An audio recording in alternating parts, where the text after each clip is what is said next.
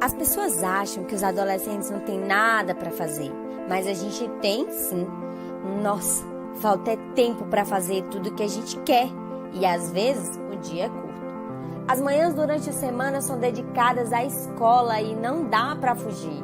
Escolas, professores, cadernos, livros, colegas, tarefas, estudar e estudar. Mas aí vem o melhor, o almoço de família na casa da vovó e à tarde. A gente relaxa um pouquinho. É hora de jogar no celular, no play e o melhor de tudo, a hora de jogar com os primos. Os meus primos. No asfalto mesmo, sabe? Ou no chão batido descalço, o que sempre termina com um dedão esfolado, o joelho ralado, mas nada demais. Mas é bom pra caraca. Vida de adolescente, né? Parece pouco, mas é um bocado pra gente. E quando fala a gente, é a gente mesmo, os primos. Com essa pandemia, as coisas ficaram muito chatas. Mas aí, a novidade apareceu. Lá vem tia Zane e companhia com a proposta de fazer da gente empreendedores. Vê se cabe, os primos empreendedores. Ficamos curiosos, depois empolgados e motivados e abraçamos a causa. Começamos a sonhar, viramos empresários. Aí é que o negócio pegou. Vieram as reuniões e treinamentos, assistindo vídeos sobre a franquia, lendo livros sem figura e pesquisando e apresentando o que a gente aprendia para toda a família. Tudo estava tomando forma, tudo ok por aqui, mas de repente, quem aparece? O Aleph. Quem? O barbudo fotógrafo para quem a gente teria que fazer a apresentação. Só quem é tímido sabe o que é, né? Mas estamos determinados a vencer essa barreira. E finalmente chegaram as canecas coloridas, squeeze material da empresa. Show de bola, viu? Uhul! Começamos a planejar as vendas. Agora parece de verdade. E dá um frio na barriga, dá medo, dá alegria e dá certeza de que tudo vai dar certo. Caraca, primo, a gente vai ser um sucesso. Se Deus quiser. Estamos juntos, primos! Uhul!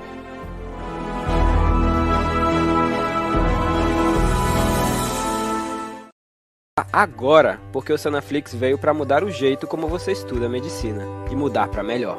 Primeiro, você pode confiar na gente. Nós somos o maior projeto de educação médica do Brasil. E não é só porque temos estudantes em todos os estados brasileiros e em 10 países no mundo.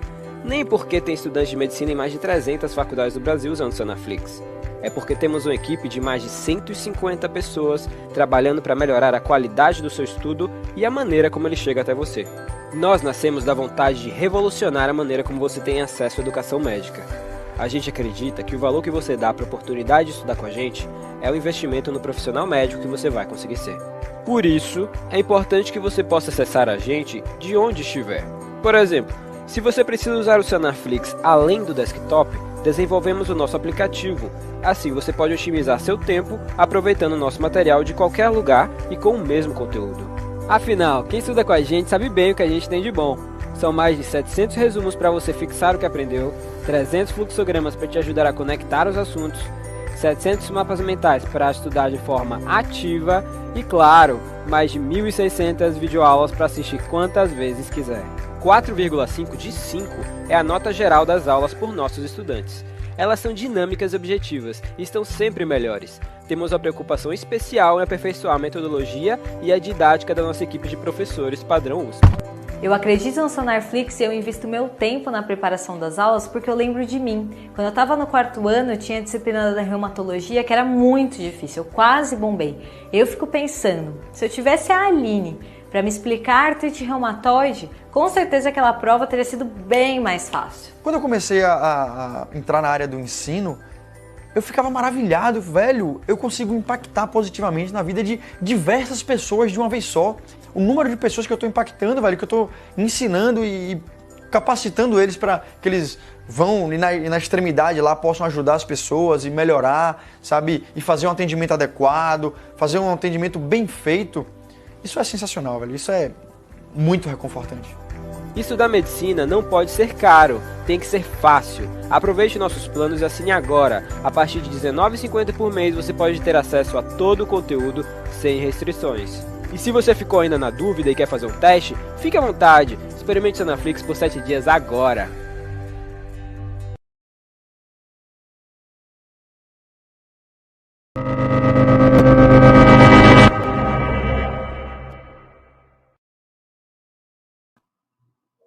Boa noite a todos, sejam todos bem-vindos ao penúltimo dia do curso Antibióticos da Clínica Especialidade, que hoje vai abordar o módulo de dermatologia.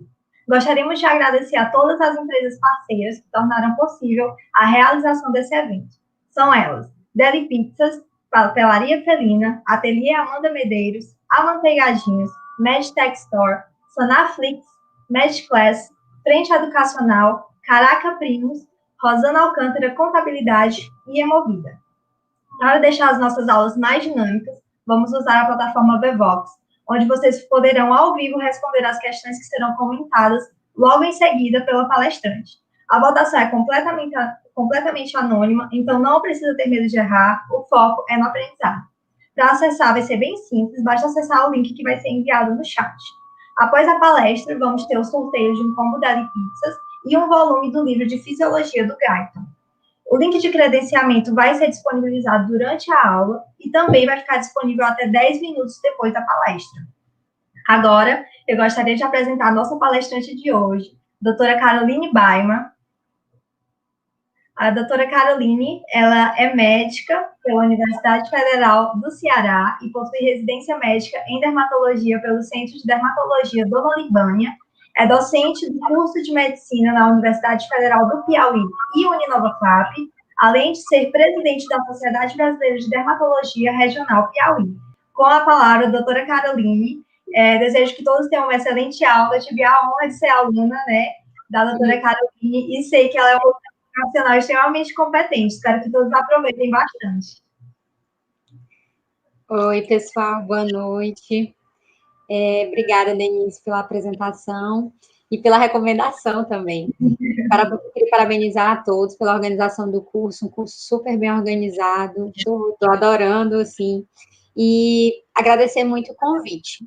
E, de antemão, queria me desculpar, porque, assim, eu tenho um bebê e ele está aqui, o pai está tentando colocar ele para dormir, ele está chorando, então, se vocês escutarem um choro, não se preocupem, não é nada demais, mas aqui, enfim, né? Fique tranquila. Então, vocês estão vendo a minha tela, né? Pronto. Acho que começou agora. Isso. Então, hoje a gente vai conversar sobre... Opa. Aí.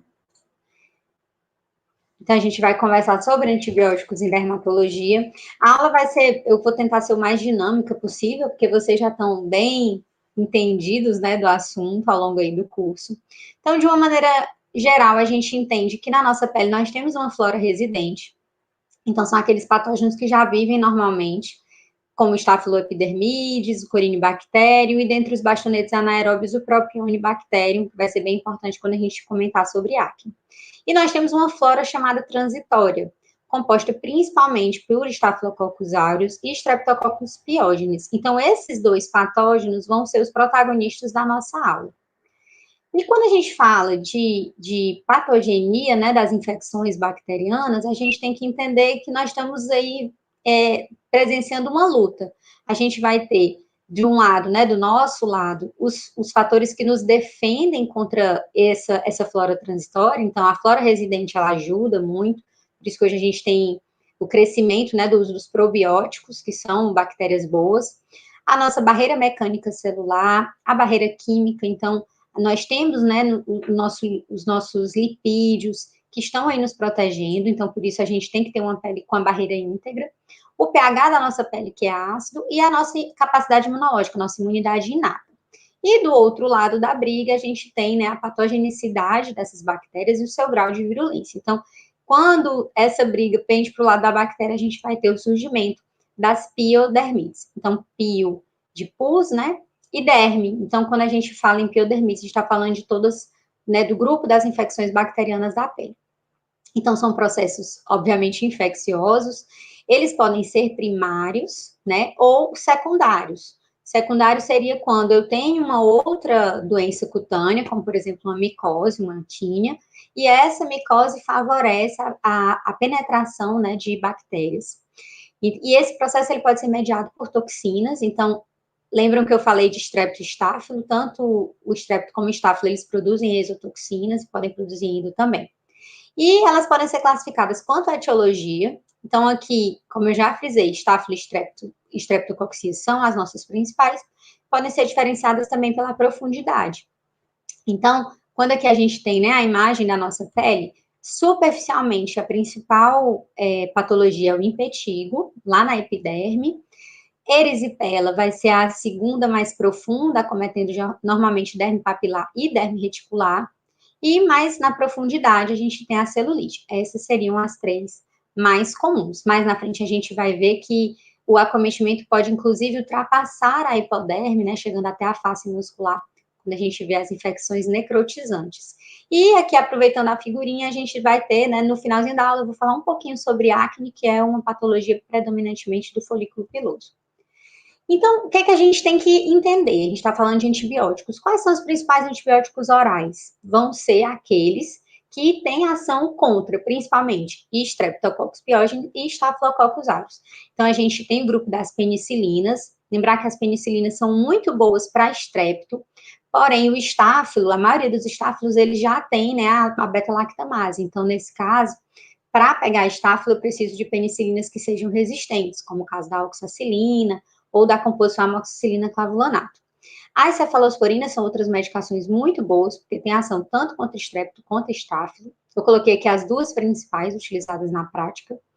Os macrolídeos também podem ser ativos, então os principais seriam a azitromicina e a eritromicina. A clindamicina, que é um medicamento que tem ação contra estrepto e estáfilo e também tem uma ação contra anaeróbios, então às vezes é uma coisa que a gente lança a mão. As quinolonas, como a cipro, que é uma medicação muito utilizada porque tem uma capacidade de atingir estrepto e estáfilo e também, né, pode cobrir aí os gram-negativos quando você tem uma infecção polimicrobiana. Os glicopeptídeos seriam medicações para infecções mais graves, então geralmente o paciente que está internado e que tenha um Staphylococcus aureus que não seja sensível à oxa, né, que são os Staphylo aureus meticilina resistentes. Se você tem um estaflorometicilina resistente adquirido na comunidade, aí você poderia utilizar uma medicação comum, que é a sulfametoxazol trimetroprina, né, que é conhecida no nome comercial Bactrim. E a gente vai também falar das tetraciclinas, principalmente quando a gente falar de acne. Então, aqui, acnes. Entre os tópicos, o que a gente vai mencionar muito, ácido fusídico e mupirocina, que são os dois principais, mas também neomicina bacitracina, que é uma combinaçãozinha bem comum. A ratapamolina, então esses aqui agindo os quatro, né, cobrindo estrepto e estáfilo. A gente tem ainda, quando a gente fala de acne, o peróxido de benzoíla e o ácido azelaico. Então, estrepto e estáfilo, esses quatro primeiros, e acnes, né, para esses dois últimos. E aí, como que a gente vai fazer o passo a passo para saber como se conduzir? Então, a gente vai usar a sigla TBT. T, que vai ser o tipo de piodermite, B, qual bactéria causadora e T, o tratamento. Então, seguindo esse algoritmo TBT, a gente vai conseguir fazer a correta conduta para esse caso. Então, vamos começar aí no caso 1, que a gente vai fazer a votação pelo Vevox, né? Então, vamos aguardar.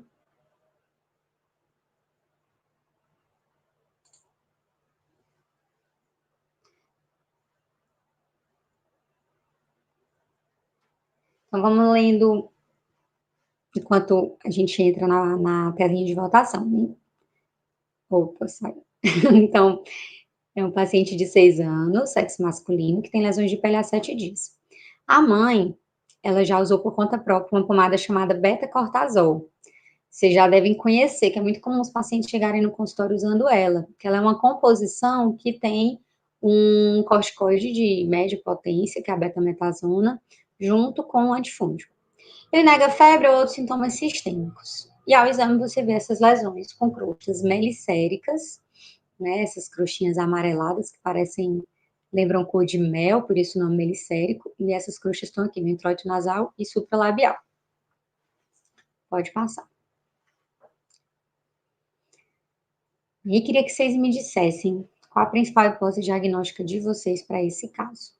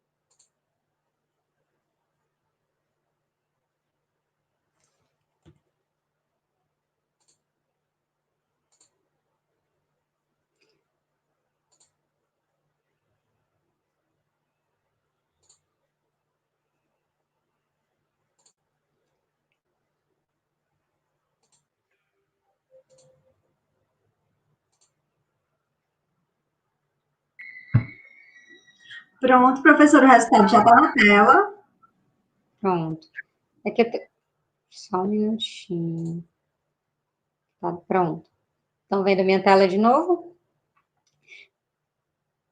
Então, eu vi que A maioria vocês estão deles, né? afiados, né? Acertaram o diagnóstico, de fato, é impetigo. Então, quando a gente fala de impetigo, a gente entende que é uma infecção, como a gente já viu, ela é superficial, né? A infecção se localiza lá na epiderme, como naquela figurinha. Estáfilo e estrépito, mais uma vez, né? A gente vai falar deles muitas vezes aqui na aula. Ela acomete preferencialmente a face, como a gente viu no caso, mas pode também aparecer em membros superiores. As crianças são as mais acometidas, então por isso que eu trouxe o caso desse menino, né, de 6 anos. E pode acontecer também a impetigenização, que é quando a gente fala em infecção secundária. Então, as crianças às vezes estão com alguma dermatite, uma picada de inseto, e a partir daí elas coçam, elas manipulam e vão infeccionar essa lesão. O impetigo, ele é, em sua maioria, crostoso, como o menino do caso apresenta, e a grande dica é justamente a formação dessas crostas melicéricas. Então, se eu fosse dar uma dica, assim, para a prova de residência e para a vida, é que quando você vê essa crostinha cor de mel, lembre sempre de impetigo. E ele pode ser bolhoso também em alguns casos. O não bolhoso, também chamado crostoso, que é o mais comum, ele é predominantemente causado pelo Staphylococcus aureus. Isso, em livro a gente vê isso, o estáfilo nos países industrializados e o estrépito nos países em desenvolvimento, mas hoje o que a gente percebe é que o Staphylo aureus nos últimos inquéritos tem sido a principal bactéria envolvida. E ele tende a ser periorificial e acometer também extremidades. Então, vocês viram lá que o garotinho, ele tinha crostas melicéricas ao redor, né, do orifício nasal e também do orifício da boca. Então, essa localização é uma localização comum. Então, na clínica, a gente vai começar com uma mácula eritematosa, que normalmente evolui para uma vesícula opústula. E aí, essa vesícula opústula, né, tem um conteúdo purulento. Quando rompe, esse conteúdo purulento resseca e se forma a crosta melicérica, que é o grande ponto aqui da nossa doença. E aí, então, o destaque aqui, fixem isso, crosta melicérica igual, né, o principal diagnóstico é impetigo. A gente vai ter os sintomas gerais normalmente ausentes, então a criança ela tá bem, tá brincando ali no consultório, e pode ser acompanhado de linfadenite satélite. Então, às vezes, a própria mãe chega dizendo, né, que a criança tá com a íngua, por conta dessa inflamação dos linfonodos. E aí a gente tem, né, algumas vezes quadros mais disseminados, então observem aqui a formação das crostas, né, aqui um quadro com essas crostinhas, lembrando, ó, de novo, perto, né, dos orifícios, aqui um quadro mais exuberante no adulto.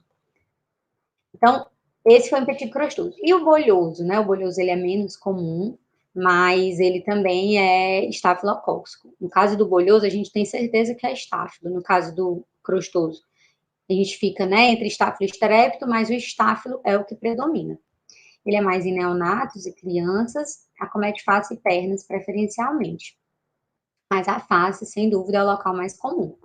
Nesse caso aqui também começa com uma mácula eritematosa, ela já evolui com uma bolha, né, como o próprio nome diz, essa bolha tem um conteúdo seroso e ela vai ressecar e ela vai originar crostinhas mais finas, não aquela crosta tão grossa, melicérica, mas uma crostinha fina, acastanha, ou até mesmo esbranquiçada.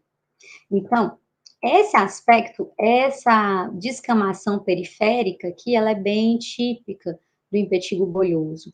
Então, vejam aqui já um quadro mais exuberante, onde você vê, inclusive, bolhas íntegras, mas muitas vezes, vocês na atenção básica, na emergência, muitas vezes vão se deparar com as lesões já como a bolha ela é muito fininha, né, lembrando que a infecção é muito superficial, rompe e forma essa descamação bem fina ao redor aqui da lesão. E isso pode, inclusive, levar a um aspecto circinado. Lembrando que o aspecto circinado é aquele aspecto que parece uma nuvenzinha, né? Porque a lesão ela vai crescendo de forma centrífuga e essa descamação vai assumindo essa forma circinada. Também, geralmente, assintomática e pode ter lesões satélites, ou seja, você pode ter lesões ali próximas à principal. O diagnóstico de impetigo, como a gente acabou de ver, é clínico. Exames bacterioscópicos e cultura podem ser solicitados, mas, sinceramente, na prática, a gente prático, a gente dificilmente pede. E como diagnóstico diferencial, queria frisar o herpes simples, candidíase, dermatofitose, né, que é causada por fungos, peripurite miliária, que aqui no Piauí, como a gente tem um ambiente muito quente, também é comum em crianças, e a varicela. Como complicações, a gente teria a celulite como possível, a linfangite. Então, essa bactéria está lá na epiderme, mas se ela conseguir penetrar, a gente pode ter complicações, inclusive complicações sérias, né? Com inflamações de órgãos importantes, como pneumonite e até mesmo a sepse. E a glomerulonefrite pode acontecer se o causador for o Streptococcus pyogenes, né? Mas frisando que o principal é o Staphylococcus aureus. Como tratamento, a gente tem que fazer uma limpeza e remoção dessas crostas, né? Com água e sabão, e você pode acrescentar o ácido bórico, né? Que é a água boricada, que é um antisséptico que eu prescrevo muito, é ótimo, é barato. Você pede para o paciente fazer a limpeza com água boricada, ou até mesmo fazer compressa 2, 3 vezes ao dia.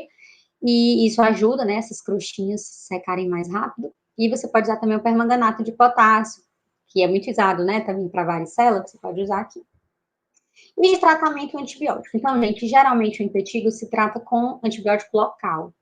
E quais que eu vou usar de preferência? O que é que eu sugiro para vocês? Usem mupirocina e ácido fusídico. Esses dois são os principais. Por quê? Porque eles têm uma ótima ação contra o Staphylococcus aureus, que é o principal patógeno. Pegam também o estrépito e tem uma menor chance de resistência bacteriana. E eles eliminam a bactéria. A retapamulina é também uma opção, mas é um pouquinho mais cara, então a gente acaba prescrevendo menos. E a neomicina, junto com a bacitracina associada, é uma opção que, assim, é bem popular, mas ela não elimina a bactéria. Então, se você não tiver outra coisa, tudo bem, aqui eu estou colocando as marcas, né, não tenho conflito de interesse com ninguém, mas só para vocês saberem. E quando eu vou precisar de antibiótico sistêmico, se eu tiver mais de 5 lesões, se essas lesões forem muito profundas, se a criança, né, tá molinha, tá com febre, se eu tenho acometimento perioral extenso, né, esse perioral aqui só se for bem extenso, e acometimento de couro cabeludo. Nesse caso, então, mais uma vez, o que eu tô tratando? Principalmente, Staphylococcus. Então, eu devo optar por penicilinas que tenham uma resistência, né, à beta-lactamase. Então, por isso que eu prefiro a amoxiclave, oxacilina. Entre as cefalosporinas, a cefalexina ou a cefadroxila. A vantagem da cefadroxila é que, enquanto a cefalexina, normalmente a gente usa de 6 em 6 horas, a cefadroxila você pode fazer de 12 em 12 horas. Então, essa posologia mais cômoda faz com que muitas vezes a gente escolha a cefadroxila. E os macrolídeos, né, azitromicina ou eritromicina. Então, na prática, o P de tipo impetigo, B, qual bactéria? Staphylococcus, a principal, eventualmente estrépito, e o tratamento de preferência tópico, ácido fusídico ou mupirocina, 2 vezes ao dia por 7 a 14 dias. E se você for fazer oral, você tem que lembrar que é importantíssimo, né, que você use a amoxicilina clavulanato. Por quê? Porque o estáfilo, ele tem uma resistência maior do que o estrépito, ou cefaloxina, cefadroxila. Vamos falar agora de, né, vamos descer um pouquinho mais, chegando na derme erisipela, infecção aguda inflamatória da derme, né, como eu já mencionei, que tem um comprometimento linfático importante. Então, epidemiologicamente, a gente tem uma doença relativamente comum, acredito que talvez alguns de vocês, se já rodam e fazem algum estágio de emergência, já devem ter presenciado. Acomete principalmente os adultos aí, de uma meia idade, predomina um pouquinho no sexo feminino, e ela é mais frequente nos membros inferiores, mas pode acontecer acometer a região facial, então por isso que eu trouxe essa imagem, né, para a gente não esquecer, ela pode sim aparecer no rosto.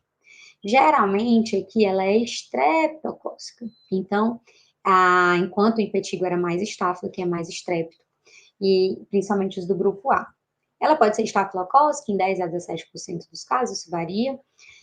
Pode ter também acometimento por hemófilos em menores de 2 anos, mas é menos comum hoje por conta da vacina. E ela ocorre geralmente depois que eu tenho uma perca da barreira cutânea. Porque imagina, se eu preciso que essa bactéria chegue até a derme, normalmente eu abri uma porta para que ela conseguisse penetrar. Então, dentre os fatores de risco de erisipela, tinha PEDS, aquele paciente que tem muita tinea entre os pés, entre os dedos dos pés, ele coça, aquilo ali faz uma porta de entrada. Insuficiência venosa, diabetes, tromboflebites, traumas, desnutrição, né, porque a desnutrição altera aquela capacidade, né, de defesa que a gente viu no início, Abuso de álcool ou outras drogas, porque também vai interferir na capacidade de defesa. E as infecções respiratórias, quando a gente fala de face, elas também proporcionam uma porta de entrada. Esses três aqui, tinha PETS, insuficiência venosa e diabetes, são o top 3. Top 3 de fatores de risco para erisipela. Na clínica, a gente vai ter uma lesão eritematosa demasiada, né? Então, com todos os sinais logísticos presentes. E o que chama muita atenção eu vou até mostrar logo aqui, essa lesão muito eritematosa, um eritema vivo e bem delimitado.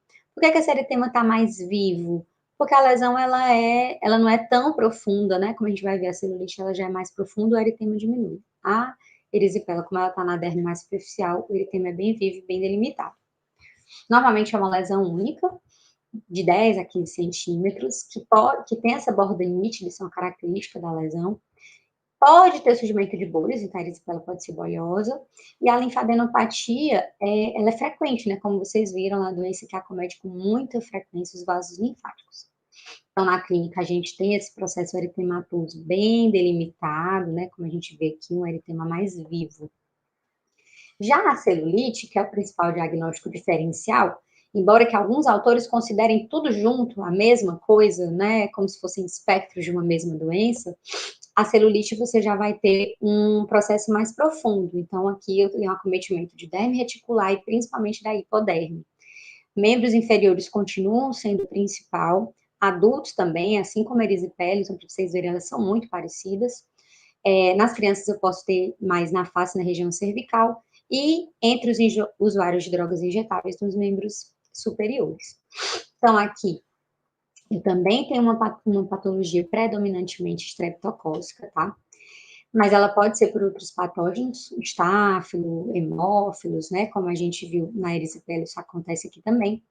E ela pode ser por anaeróbios gram-negativos em diabéticos ou imunocomprometidos. Isso é uma característica importante. Os diabéticos, eles têm lesões polimicrobianas.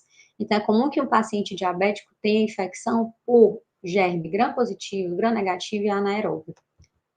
Na clínica aqui, é parecido com a erisipela, como vocês já viram, várias características em comum, mas o eritema ele é menos vivo, a borda que é menos delimitada. Se vocês compararem com as fotos que eu mostrei anteriormente, vocês vão perceber, né, que o eritema aqui é mais rosiozinho do que na outra, que era um vermelho vivo.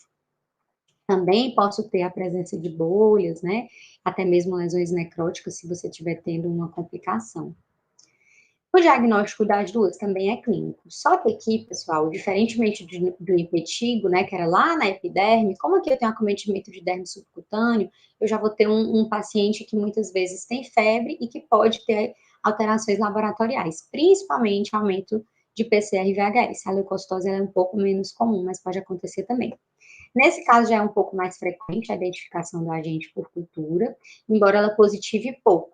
Tá? Mas é uma coisa que, como é um paciente que muitas vezes vai procurar vocês na emergência, né, no pronto atendimento, às vezes a gente já pede a cultura. E o diagnóstico diferencial, né, o principal diagnóstico diferencial é, de fato, a trombose venosa profunda, a TVP, mas pode ser também com tromboflebite, fascite necrotizante na sua fase inicial, angioedema e herpes zoster quando é na face. Em geral, elas evoluem bem, 80% dos casos, em 48 a 72 horas do início do antibiótico, você já vai ter um paciente que está melhorando, tá? A resolução completa em 10 a 14 dias. Mas a gente tem trabalhos que mostram que com 5 dias, geralmente, o paciente já está bem, só que como tem aquele processo de inflamação dos vasos linfáticos, a resolução completa, às vezes, se estende mais tempo. O edema, ele pode ficar persistente, né? Tem pacientes, inclusive, que têm erisipela de repetição e desenvolvem elefantíase. E eles podem ter erisipelas recorrentes. Principalmente aqueles pacientes que têm fatores de risco, no caso, né? Como abuso de drogas, uso de álcool, desnutrição ou diabetes. Ela pode também complicar com infecções generalizadas, mas isso é bem mais raro. E quando eu considero um quadro grave, quando acomete a face, quando tem lesões bolhosas e em crianças. De tratamento, as medidas gerais, elas são super importantes. Então, o paciente precisa entender que o repouso é necessário, o uso de compressas frias ajuda muito, e principalmente a elevação do membro. Por quê? Porque eu vou ter uma melhora, né, da circulação linfática. Então, elevar o membro ajuda a desinflamar mais rápido e ajuda na recuperação. Então, é muito importante vocês orientarem isso. E a antibiótico terapia, né, que é o tema da nossa aula, vai depender da gravidade. Então, quando que eu vou considerar internar os pacientes? Se eu tenho um paciente idoso, né, acima de 60 anos, se acometeu fácil, porque vocês viram que é um sinal de gravidade, se a lesão em si me parece grave, então se tem bolha ou necrose, se existe confusão mental e hipotensão, por quê? Porque isso mostra que o quadro ele já está tendo repercussão sistêmica, né? Está evoluindo aí, risco de sepsis, inclusive. E nos pacientes que têm comorbidades, então, paciente que é imunodeprimido, insuficiência cardíaca, insuficiência renal, muitas vezes você vai preferir internar, porque daí você começa o tratamento com o paciente internado, né? Geralmente fazendo, inclusive, drogas intravenosas, e aí, quando ele melhora, 3 dias de internamento, 4 dias, você consegue mandar para casa e complementar o tratamento oral. Então, como que vai ser esse tratamento? Se não tiver sinal de gravidade, o que eu posso fazer? Cefalosporinas, lembrando lá, né, da cefalexina, da ciprofloxacina, que a gente já mencionou para impetigo. A amoxicilina clavulanato é uma ótima opção, por quê? Porque vocês viram que tanto para erisipela como para celulite, estreptococcus são a principal. Então, quando você vai ver no livro, qual o principal tratamento para erisipela? É penicilina, né? Então, a amoxicilina clavulanato é uma opção. Por quê? Porque as penicilinas puras, elas são injetáveis. Então, quando você fala, penicilina é procaína, é injetável. Então, se eu não quero internar aquele paciente, se eu acho que ele pode ser tratado ambulatorialmente, a amoxicilina clavulanato é uma super opção. Inclusive, uma das referências que eu usei nessa aula foi um trabalho científico que mostrou que os pacientes que começavam o tratamento com a amoxicilina clavulanato tinham uma menor tendência a precisar de outros antibióticos e tinham, inclusive, um período de internação reduzido. Então, essa é uma ótima escolha. Os macrolídeos podem ser utilizados, mas na prática a gente usa com menos frequência. Em quadros graves, aí você vai internar o paciente e vai optar de preferência pela penicilina mesmo. E aí você pode fazer de 12 a 20 milhões de unidades dia, você pode usar também a cefazolina. Se o paciente está em ambiente, né, está internado, você suspeita de um Staphylococcus aureus resistente, aí lembrando, né, que ele não vai ser sensível à oxacilina, e a gente normalmente entra com vancomicina ou linezolida. Etiologia estafilocócica, né, então, exceto os meticilino resistentes, a oxacefalotina são boas opções. Em menores de 5 anos, você suspeitando de hemófilos, né, você pode usar a ampicilina ou cloranfenicol. Na prática, a gente acaba utilizando mais mesmo a ceftriaxona, é uma das drogas que a gente usa nesses pacientes, crianças que a gente vai internar. Na prática, então, nossa, meu Deus, o TBT. Então, primeiro, erisipeloscelulite, a gente pode englobar no mesmo tipo. A bactéria principal é Streptococcus, eventualmente Staphylo. E o tratamento, né, a preferência vai ser pelas penicilinas, porque elas cobrem bem estrepto, mas eu posso usar a cefalosporina, que cobre as duas também, ou a oxacilina. Então, talvez algum de vocês se acompanham, médicos na emergência, acaba que quando o paciente interna, muitas vezes o pessoal gosta de associar a oxacilina, né, por ela ter uma cobertura muito boa para estáfilo, mas acaba que a principal bactéria que tem que ser coberta é o estrepto. Então, a amoxicilina clavulanato, como eu falei com vocês, é uma droga muito boa. Eu posso utilizá-la, né, via oral, 500 mg de 8 a 8 horas por 5 a 7 dias, tá? Geralmente, pessoal, 5 dias, na maioria dos trabalhos, é suficiente para o paciente ficar bem. E aí, só que é claro que, como tudo na medicina, nada é assim, muito 100%, né? Você vai ver, dependendo do paciente, você pode precisar estender até 14 dias. Mas, assim, as dicas práticas para vocês. A outra opção boa é a cefadroxila, 512 em 12, 7 dias. A oxacilina a gente só faz quando o paciente está internado, porque ela é uma droga intravenosa. E se você desconfia, né, de um estafilococcus meticilina resistente, você pode usar o Bactrim, se for um germe comunitário. Se o paciente estiver internado, aí a vancomicina. Campo clássico clínico 2, tá? Vou minimizar aqui minha tela. Então, essa paciente de 70 anos, do sexo feminino e diabética, procura você no pronto-socorro do hospital de bairro, com febre e lesão na perna direita há 3 dias. No exame, ela está com estado geral regular, frequência cardíaca de 110, febril, com uma área extensa de eritema, edema e calor na perna direita, mal delimitada e encimada por bolha. Aqui na lesão, pronto, pode ir para a votação. E aí, sobre esse caso, vamos ver qual a alternativa errada. E diagnóstico mais provável, erisipela, a diabetes é um fator de risco. O tratamento deve ser feito ambulatorialmente com o uso de cefalexina de 6 horas por 7 dias. A elevação das pernas ajuda no tratamento e deve ser recomendada. O uso de sulfametoxazol trimethoprim pode ser considerado em caso de suspeita de MRSA de comunidade. Podem votar.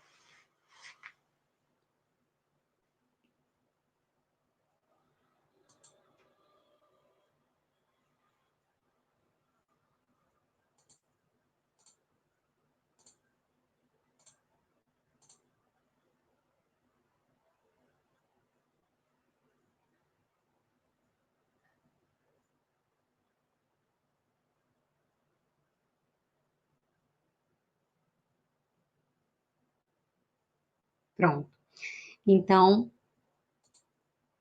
mais uma vez, né, vocês estão bem afiados. Agora ficou um pouquinho na dúvida, mas a pegadinha é justamente que o que a gente tem que sempre valorizar é o que a gente está vendo. Então, apesar de na descrição falar de lesão mal delimitada, né, vocês viram na imagem que o eritema, ele era vivo, né, ele era bem delimitado. Então, a descrição aí queria induzir que fosse um celulite, mas o diagnóstico mais provável é erisipela de fato. Embora que o que eu quero tranquilizar vocês é que na prática você não precisa ficar com essa ansiedade, isso aqui é mais coisa que cai em prova de residência e tudo. Mas na prática, erisipela e celulite às vezes é né, você fica na dúvida, trata tudo parecido, por quê? Porque é tudo causado por estrépito, né, e as duas, de um modo geral, são infecções consideradas um pouco mais profundas. O que eu queria frisar aqui é que o tratamento não deve ser feito ambulatorialmente, porque a paciente é uma paciente idosa, com comorbidade importante, que é a diabetes, já estava com o estado geral comprometido, né? Estava taquicárdico, enfim, estava com febre, podia ser por isso, mas assim, você não vai arriscar. Então, o ideal aqui é você internar essa paciente, e vocês acertaram, né? Porque não era para ser feito ambulatorialmente, e aí, no caso, quando você interna, você pode optar por fazer, ainda assim, a medicação via oral, mas, em geral, como a gente já está com o paciente internado, a gente acaba fazendo medicação intramuscular ou intravenosa, tá? A elevação das pernas ajuda muito no tratamento, e o uso do Bactrim, como a gente viu, ele pode ser uma opção se você suspeita de MRSA. Quando que eu vou suspeitar disso? Se você fez o tratamento adequado e o paciente não está respondendo, então você suspeita que pode sim ser um MRSA de comunidade, caso ele não esteja internado. Se ele já está há 48 horas no hospital, aí eu já não suspeito de MRSA de comunidade, aí eu penso nele nosocomial e aí eu precisaria entrar com vancomicina.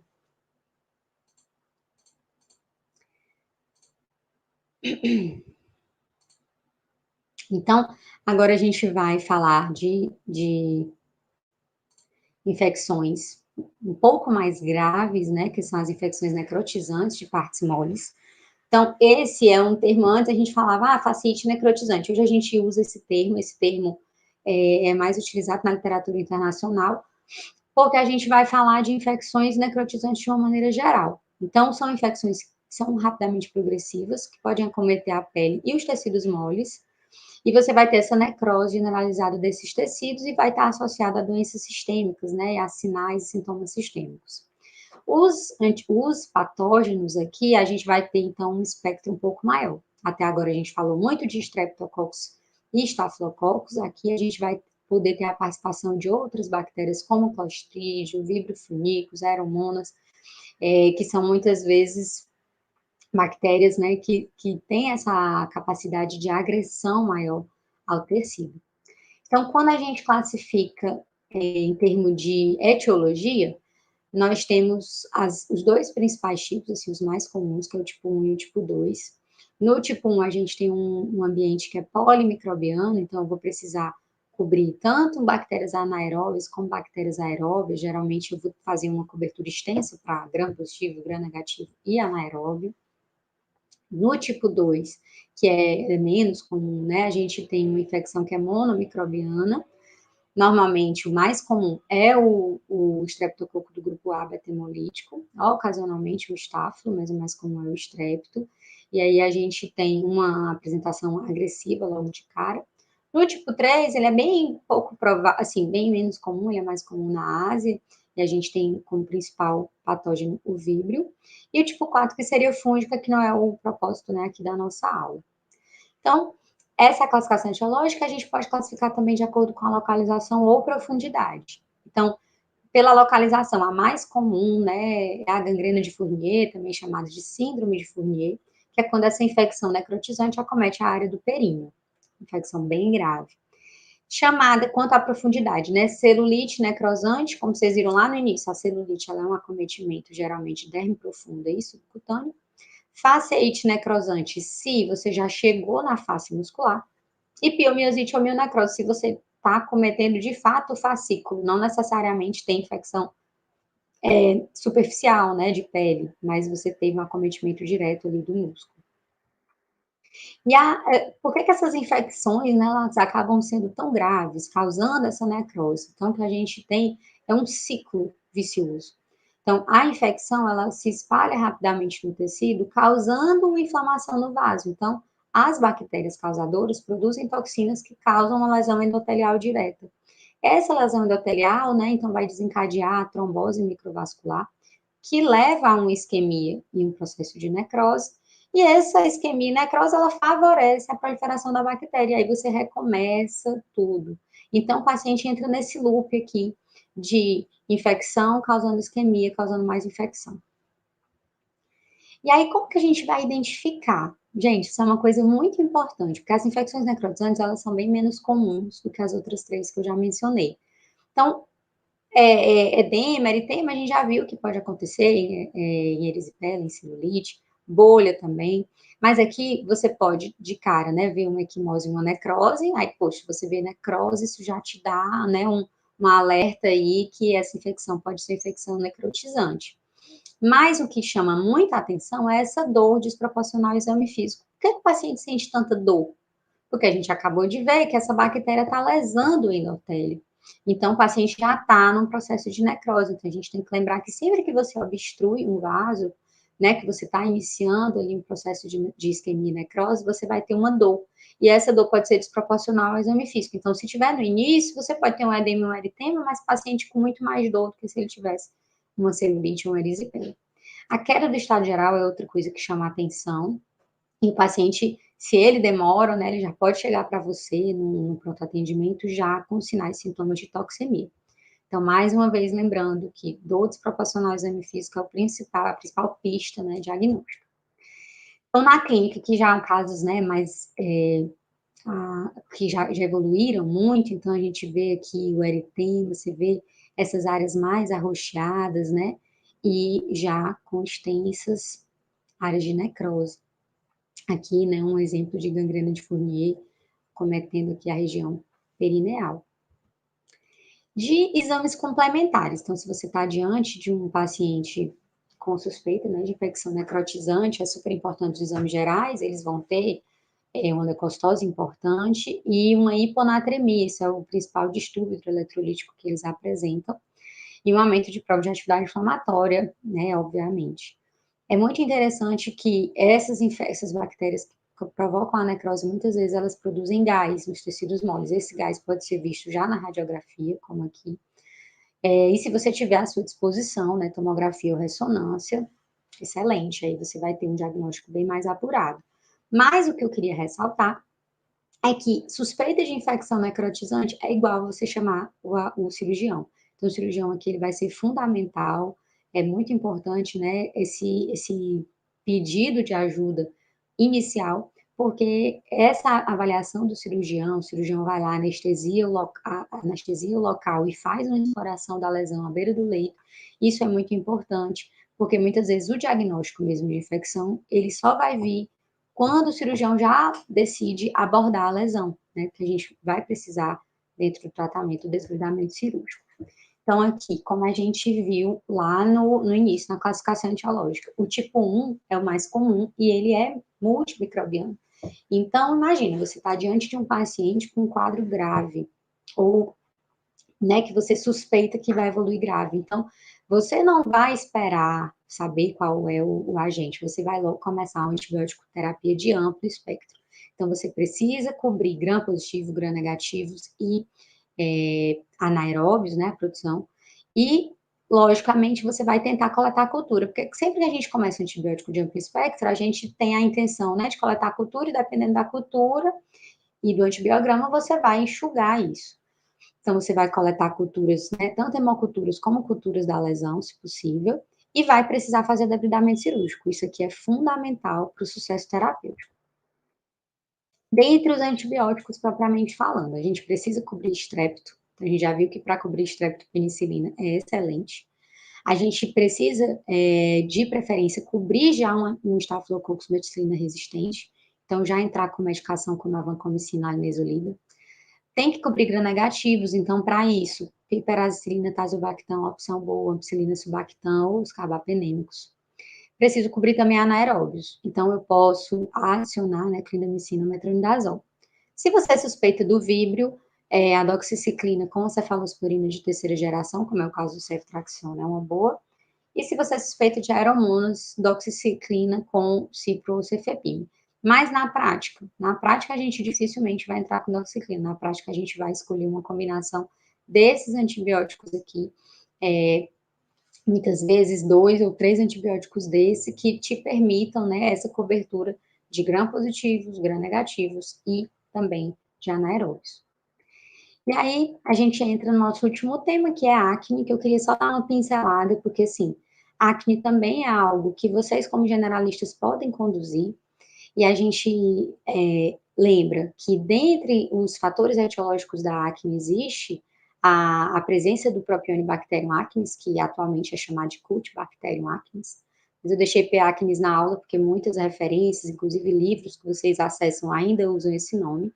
Então, essa bactéria, ela tem uma ação como qualquer antibiótico, né, vai causar um dano tecidual e ela também causa inflamação. Então, a gente precisa atuar nela. De maneira que a gente pode usar os medicamentos tópicos. Os principais são peróxido de benzoíla e ácido azelaico. O que eu queria ressaltar é que o peróxido de benzoíla ele é o principal antibiótico, né, quando a gente fala de acne. Por quê? Porque ele é uma medicação que tem uma ação anti-inflamatória, além de antibiótica, e ele é um medicamento que não tem resistência bacteriana, né, relatada. Então, é uma medicação que você pode utilizar por longos períodos, então tem trabalho que mostra o uso seguro do peróxido de benzoíla até 12 meses consecutivos, sem o desenvolvimento de resistência bacteriana, que é super importante. O ácido azelaico ele também tem uma ação antibiótica, mas bem mais discreta. Entre os medicamentos orais, isso que eu queria reforçar muito com vocês, gente. A principal classe de droga são as tetraciclinas. Então, a tetraciclina, né, que é a primeira delas, acaba que hoje a gente não usa tanto porque ela dá muito efeito gastrointestinal. A minoxiclina é uma opção, mas eu também não uso muito, porque ela dá muita pigmentação. Então, aqui, como a gente tem um clima muito quente, eu acabo evitando usá-la. Então, na prática, eu uso mais doxiciclina e limeciclina. A limeciclina, ela é muito cara, é uma medicação que, por conta do custo, acaba sendo muito limitante, de modo que, na prática, o que eu uso mais é a doxiciclina, porque ela é um derivado da tetraciclina, mas com bem menos efeitos colaterais e com efeito, e com um valor, né, mais razoável. Lembrar que esse antibiótico, né, a tetraciclina ideal vai ser consumida em jejum, mas a doxiciclina não, ela pode ser consumida e é como eu recomendo, depois do almoço, porque aí fica mais fácil do paciente tolerar. Porque, né, quem já tomou aqui antibiótico deve lembrar que muitas vezes a gente sente náusea, algumas pessoas têm diarreia, então quando você toma depois da alimentação, você tolera melhor. Outras opções, a eritromicina é uma opção, e eu não coloquei aqui, mas assim, porque hoje a gente tende a não ver mais nos consensos, mas a azitromicina, ela foi usada por muito tempo, né, naquele esquema de, talvez até alguns de vocês já usaram, né, você tomava um comprimido por dia, 3 dias, dava uma pausa de 7 dias, tomava 3 dias, pausa de 7 dias. Então, esse esquema era muito utilizado, e a gente viu lá no início da aula, né, que os macrolídeos são antibióticos interessantes, porém, como a azitromicina a gente usa muito para infecções, outras infecções respiratórias, né, Agora, na época do Covid, ainda teve uso para Covid. Então, assim, é uma medicação que a gente tenta evitar o uso aqui na acne. Então, se você for ler os consensos, as principais drogas são essas. A eritromicina, ela entra como uma possibilidade, inclusive uma possibilidade que pode ser utilizada em gestantes, né, com acne, já que as tetracicrinas, elas não podem, e é uma medicação também barata. E alguns médicos, apesar de não ser presente nos consensos, mas eu tenho muitos colegas que gostam de usar sulfametoxazol trimethoprim, que é o Bactrim, né, mais conhecido, que é também uma medicação em conta, você pode utilizar. Então, hot tip, né, que é o que é assim, o que você deve lembrar quando você estiver lá no posto de saúde e resolver tratar um paciente que tenha acne, né, aquela acne que já tenha, ou que tenha uma lesão muito espalhada, então aqueles pacientes que têm lesão de pápulas e pústulas no rosto, nas costas, no tórax, você não vai conseguir, usando só tópico, tirar ele daquela crise. Então, aí você entra com antibiótico. Aqueles pacientes que já têm nódulo, né? Então, até você mandar ele para o especialista, né? Pode ser que o especialista queira até, de repente, usar uma isotretinoína oral. Mas, até lá, você pode, como médico do posto, resolver muito tratando ele com antibiótico oral. Então, as minhas dicas são: você, quando utilizar o antibiótico oral, de preferência, associe ele com peróxido de benzoíla, que vocês viram que era o tópico. Por quê? Porque os estudos clínicos mostram que quando eu associo o peróxido de benzoíla tópico ao antibiótico oral, eu diminuo a chance do antibiótico oral produzir resistência.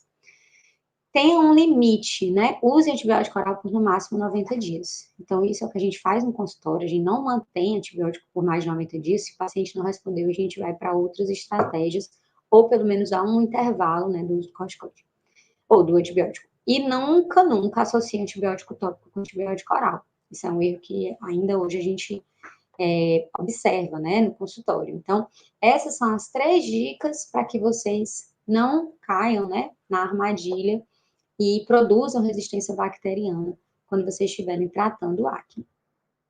Essas são as minhas referências e meus contatos. Caso vocês tenham qualquer dúvida, vocês podem estar entrando em contato comigo por aqui. E agora eu estou à disposição, né, para as dúvidas que vocês têm. Obrigada, doutora Caroline, pela disponibilidade. Muitos comentários elogiando sua aula no chat. Foi levantada uma questão. O Luiz Eduardo perguntou se a senhora poderia explanar um pouco sobre o papel do dermatologista no tratamento do pé diabético complicado. Pronto.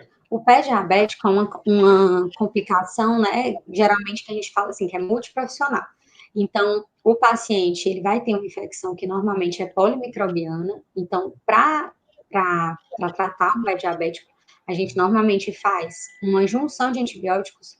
Então, é comum que a gente associe a ciprofloxacina, né, que eu mencionei no início da aula, porque ela tem uma cobertura de streptostáfilo e de gram-negativo, então, muitas vezes é uma medicação que a gente escolhe. Ou até mesmo associa ela com a clindamicina, que a clinda, ela pode ser dada via oral e ela cobre também os anaeróbios. Então, aí eu tenho quando eu faço o ciproclinda, eu cobri tudo, né, em termos de bactéria. E aí eu preciso também ter eu falo que é multiprofissional, por quê? Porque se tiver alguma lesão necrótica, eu vou precisar do auxílio do cirurgião para fazer um debridamento. Eu vou precisar também do auxílio do pessoal da enfermagem, né? Porque, assim, a gente também pode indicar curativo, mas eu acho que o pessoal da enfermagem, da estomaterapia, tem uma capacidade, assim, bem maior eles conhecem muito bem, né, esse assunto de curativo, então a gente vai ter que entrar junto com eles para conseguir a cicatrização maior. E, obviamente, né, o pessoal da endócrino que vai coordenar, né, controlar essa glicemia para a gente otimizar. E aí também entra o pessoal da cirurgia vascular, porque muitos desses pacientes têm doença arterial obstrutiva periférica, né? O paciente com pé diabético é, de fato, um grande time para tirar ele dali, mas o papel principal do dermato é avaliar essa questão da cobertura antibiótica, avaliar qual tipo de curativo que ele vai fazer e trabalhar junto com esse time para otimizar os resultados. Certo. Outra pergunta, o Felipe Ricardo perguntou, já que não é possível a associação de oral e tópico, por que o peróxido de benzoíla pode ser associado com oral, já que é antibiótico também? Ah, ótima pergunta. É que o peróxido de benzoíla, ele é, apesar dele ser considerado um antibiótico, né? Mas ele é um antibiótico, digamos assim, diferente. Por quê? Porque ele, ao invés de ele poder provocar resistência bacteriana, né? Que é por isso que até eu vi uma pergunta da Ingrid, eu não posso associar antibiótico oral e tópico, porque isso aumenta a resistência bacteriana. Então, por exemplo, uma medicação que nem clindamicina, né? Clindamicina existe ela tópica, e aí, se eu uso clindamicina tópica e uso o andoxiciclina oral, por exemplo, estou fazendo antibiótico oral, antibiótico tópico. O peróxido de benzoíla, eu entendo essa confusão, mas é que ele é considerado uma coisa assim extra. Porque ao invés de ele aumentar a resistência bacteriana, ele ajuda a evitá-la. Então, por isso que só ele que pode ser, né, o único antibiótico, digamos assim, que seria benéfico quando você usa o antibiótico oral. Certo. Outra pergunta aqui. A Bruna Galiza perguntou: quem está usando doxiciclina e precisa tomar azitromicina? Pelo protocolo que alguns médicos estão passando, tem algum problema associado aos dois? Então, não tem, assim, a princípio, uma contraindicação, né? Eu acho que ela está falando de protocolo de tratamento de Covid, né? Que alguns médicos estão fazendo azitro. Então, assim, a princípio não tem problema. A questão é mais porque você vai usar azitro por um tempo curto, né? Só ali para aquela intervenção. Então, a chance de você ter resistência bacteriana é muito pequena, tá? A princípio não tem nenhum problema, a não ser os efeitos gastrointestinais que são meio dos antibióticos. Certo. Pois então, essas foram as perguntas, né? Vamos finalizar agradecendo novamente a doutora Carolina pela aula, que foi bem completa e esclarecedora, né? Tenho certeza que contribuiu muito com o aprendizado dos nossos inscritos. Muito obrigada, doutora, pela disponibilidade. Eu gostaria de lembrar aos nossos inscritos que o link do credenciamento vai estar disponível por mais 10 minutos após o fim da live e que vão ser realizados um sorteio de um combo da pizzas, que vai ser exclusivo para os participantes de Teresina, e o volume de um livro do Fundamentos de Fisiologia do Guyton, né, que vale para todos os participantes. Amanhã vai ser o nosso último dia de curso com o módulo de cirurgia. Nós agradecemos a presença de todos e desejamos uma boa noite. Obrigada, doutora.